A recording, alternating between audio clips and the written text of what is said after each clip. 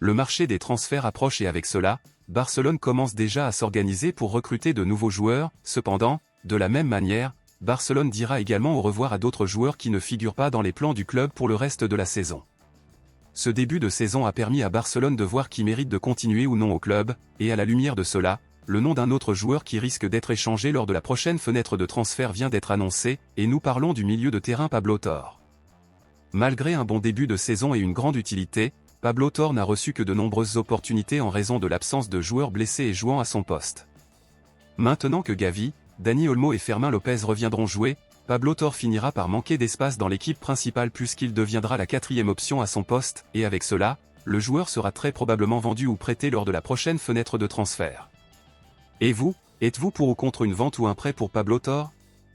Laissez votre avis ici dans les commentaires.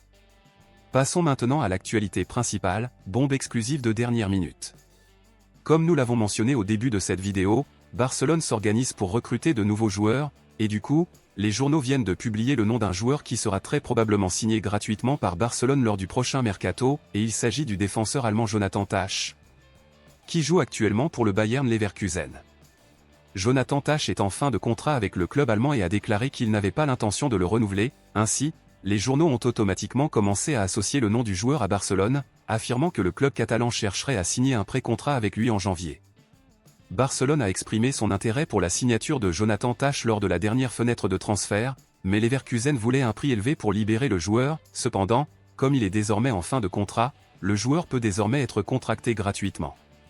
De nombreux supporters des culés s'opposent à l'arrivée de Jonathan Tah car ils estiment qu'il n'y a pas de place pour lui dans l'équipe, étant donné que Barcelone compte actuellement Pau Cubarsí, Inigo Martinez, Ronald Araujo, Andreas Christensen et Eric Garcia comme défenseurs du club.